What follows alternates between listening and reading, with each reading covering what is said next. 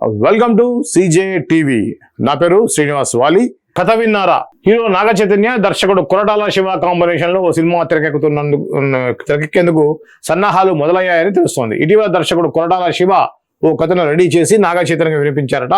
ఈ కథ నాగ చైతన్యకు నచ్చిందని, దీంతో ఈ కథకు మరింత మెరుగులు దిద్దే పనిలో దర్శకుడు కొరటాల శివ ప్రస్తుతం నిమగ్నమై ఉన్నాడని టాక్.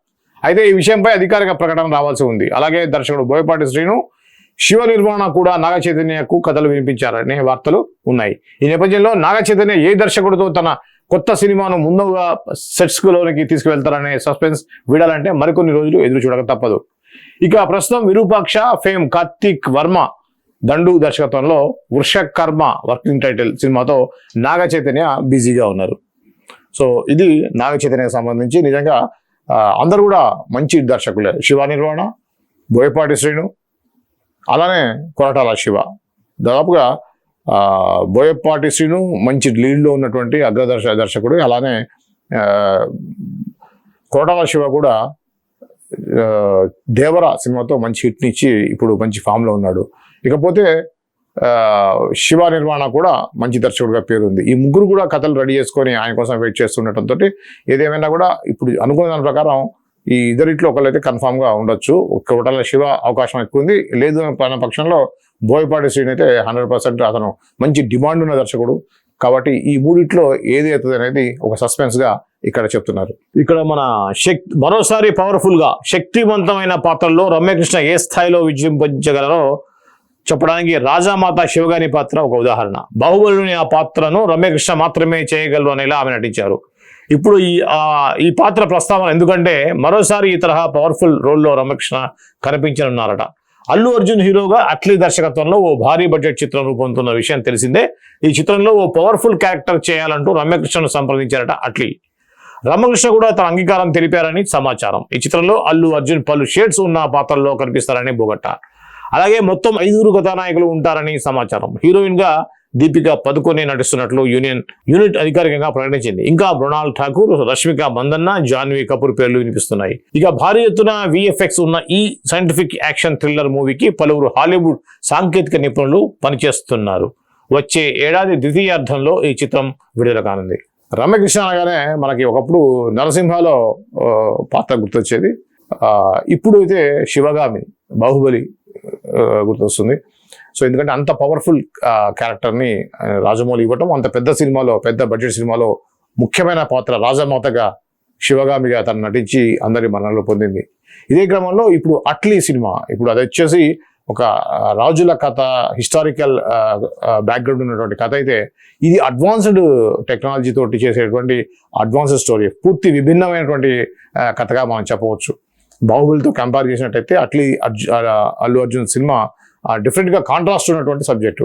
దీంట్లో కూడా ఒక పవర్ఫుల్ క్యారెక్టర్ ఉంది. అది దానికోసం అట్లీ రమ్యకృష్ణ సంప్రదించినట్టుగా, రమ్యకృష్ణ ఓకే చెప్పినట్టుగా ఇక్కడైతే వార్తలు ఉన్నాయి. ఏదేమైనా కూడా నీలాంబరి అలానే శివగామిగా ఎలా విజృంభించి నటించి అందరి మనలో పొందారో, అదేవిధంగా అట్లీ సినిమాలో కూడా తను అటువంటి పర్ఫార్మెన్స్ చేయగల సత్తా ఉన్న నటి రమ్యకృష్ణ. ఏదేమైనా ఈ సినిమాలో తను చేయటం అనేది కన్ఫర్మ్గా అయితే తెలుస్తూ ఉంది. చూద్దాం, ముందుగా కన్ఫర్మేషన్ వచ్చిన తర్వాత మరో వార్తలో మళ్ళీ తెలుసుకుందాం. పరదా చర్చనీయాంశం అవుతుంది, ఆల్రెడీ మనం చెప్పుకున్నాం. ఇంకా దీంట్లో డిఫరెంట్ న్యూస్ ఏమైనా ఉన్నాయా? అంతే, ఆల్రెడీ ప్రశాంతమైన కన్మణి గురించి చెప్పేసుకున్నాం. ఇక వెలుగు దినపత్రికల్లో కూడా కొన్ని వార్తలు ఉన్నట్టుగా తెలుస్తుంది, అది కూడా మనం చూసేద్దాం. సుందరకాండ ఓ మంచి జ్ఞాపకం. నారా రోహిత్ హీరోగా వెంకటేష్ నిమ్మలపూడి దర్శకత్వంలో సంతోష్ చిన్నపొళ్ళ, గౌతమ్ రెడ్డి, రాకేష్ మహంకాళ్ నిర్మించిన చిత్రం సుందరకాండ. శ్రీదేవి విజయ్ కుమార్, వృతి వాఖాని హీరోయిన్గా నటించగా నరేష్ వాసుకి కీలక పాత్ర పోషించారు. ఇది నారా రోహిత్ సంబంధించినటువంటి సుందరకాండ. గతంలో మనం వెంకటేష్ సుందరకాండ చూసాం, ఇది నారా రోహిత్ సంబంధించిన సుందరకాండ. ఇకపోతే కింగ్ 100 కన్ఫామ్, ఇదేంటో చూద్దాం. శివ టైం నుంచి కొత్త ధనానికి ప్రాధాన్యత ఇచ్చేటువంటి నాగార్జున ఇటీవల విలన్ గాను ఎంట్రీ ఇచ్చారు. రజనీకాంత్ హీరోగా లోకేష్ కనగరాజ్ తెరకెక్కించిన కూలీ చిత్రంలో సైమన్ అనే విలన్ పాత్రలో నాగార్జున కనిపించారు. ఇదిలా ఉంటే ఆయన మరో తమిళ దర్శకుడితో వర్క్ చేయబోతున్నారు. అది కూడా తన ల్యాండ్ మార్క్ మూవీ కావడం విశేషం. త్వరలో తను 100వ సినిమా చేయబోతున్న నాగార్జున ఆ వివరాలు స్వయంగా వెల్లడించారు. జగపతి బాబు హోస్ట్ గా వ్యవహరిస్తున్న జయము నిశ్చయమురా అనే టాక్ షోకి అతిథిగా హాజరైన నాగార్జున తన కెరీర్ గురించి ఎన్నో ఆసక్తికరమైన విషయాలను పంచుకున్నారు. అలాగే తన 100వ సినిమాపై అప్డేట్ ఇచ్చారు. ఏడాది క్రితమే తమిళ దర్శకుడు రా కార్తిక్ తనకు ఓ స్టోరీ వినిపించాడని, గత 6-7 నెలలుగా దీనిపై వర్క్ జరుగుతుందని నాగ్ చెప్పారు. ఎంతో గ్రాండ్ లెవెల్లో ఈ సినిమా ఉండబోతుందని, తన నెక్స్ట్ సినిమా అదేనని ఆయన చెప్పారు. గత కొన్నేళ్లుగా ప్రచారంలో ఉన్న ఈ ప్రాజెక్టుకు సంబంధించి కింగ్ 100 నాట్అవుట్ అనే టైటిల్ వినిపించింది. తాజాగా నాగార్జున మాటలను బట్టి కాస్త అటు ఇటుగా ఇదే టైటిల్ వచ్చే అవకాశాలు కనిపిస్తున్నాయి. ఈ నెల 29న నాగార్జున బర్త్డే కానుకగా ఈ సినిమాను అధికారికంగా ప్రకటించినట్లుగా సమాచారం. నాగార్జున విక్రమ్ అనే సినిమాతోటి ఫస్ట్ తెలుగులో ఆయన హీరోగా తరంగేట్రం చేసిన విషయం చాలా మందికి తెలుసు. అది హీరో అని ఒక జాకీ ష్రాఫ్, హిందీలో జాకీ ష్రాఫ్ ఫస్ట్ సినిమా. అది చాలా పెద్ద హిట్ అయింది ఆ టైంలో, 80sలో. ఈ క్రమంలో అక్కినేని నాగేశ్వరరావు గారే ప్రిఫర్ చేశారట. జాకీ ష్రాఫ్కి కొత్త ఫస్ట్ సినిమా హిట్ అయింది, నీకు ఫస్ట్ సినిమా అయితే దాంట్లో అన్నీ ఉంటాయి, ఫైట్స్, డ్యాన్స్, సాంగ్స్ అన్నీ ఉంటాయి కాబట్టి నీ స్టార్టింగ్ ఫిలిం అదైతే బాగుంటుందని చెప్పేసి అక్కినేని నాగేశ్వరరావు గారు సజెస్ట్ చేయడంతో విక్రమ్ సినిమాలో నాగార్జున నటించారు. అయితే రీసెంట్గా G5లో రిలీజ్ అయినటువంటి ఆయన ఇంటర్వ్యూ ఏదైతే ఉందో, జయము నిశ్చయమురా జగపతి బాబు టాక్ షో, మనం గతంలో ఆహాలో బాలకృష్ణ టాక్ షో ఒకటి చూసాం ఇంటర్వ్యూస్ని. సో అన్స్టాపబుల్ లాగానే దాన్ని అదే ఫార్మాట్లో జగపతి బాబు హోస్ట్ చేస్తున్నటువంటి ప్రోగ్రామ్ జయము నిశ్చయమురా. జయము నిశ్చయమురాలో మొట్టమొదటి ఫస్ట్ ఎపిసోడ్లో జగపతి బాబుకి మిత్రుడు, బాల్యమిత్రుడు అయినటువంటి నాగార్జునని ఇంటర్వ్యూ చేయడం జరిగింది. దీంట్లో నాగార్జున సోదరి అలానే సోదరుడు వెంకట్ ఇద్దరు కూడా రావడం, ఇద్దరు కూడా మాట్లాడటం జరిగింది. బాల్యంలో ఉన్నటువంటి కొన్ని విషయాల్ని పంచుకోవడం జరిగింది. అయితే ఈ షో చూసిన నాకు అనిపించింది ఏంటంటే, ఒకప్పుడు దూరదర్శన్లో చిత్రలహరి లాంటి సీరియల్, చిత్రలహరి పాటలు చూసేటప్పుడు అతి దారుణమైనటువంటి యాడ్స్ వచ్చాయి, విసుగు పుట్టేసి వెళ్ళిపోయే పరిస్థితి వచ్చేది. దాదాపుగా అదే రేంజ్లో దీంట్లో యాడ్స్ వచ్చాయి. స్టార్టింగ్లో ఒక 4, మధ్యలో ఒక 10, ఈ విధంగా కంటిన్యూగా గత 10-15 నిమిషాలకు ఒకసారి యాడ్స్ ఒకసారి స్టార్ట్ అయినాయంటే ఒక 7-8 యాడ్స్ వస్తున్నాయి. ఇది మాత్రం చాలా హెడేక్గా అనిపించింది. సైడ్గా ఎల్ బ్యాండ్లోనో ఇంకో రకంగానో వస్తే బాగుంటుంది, కానీ షో మొట్టమొదటి దానికే అంటే ఎంత మార్కెటింగ్ చేసినా కూడా చూసే వాళ్ళకి విసుగొచ్చే విధంగా యాడ్స్ ఉన్నాయి. కొంత బోరున్నా కొంత ఇన్ఫర్మేషన్ అయితే చాలా ఉంది.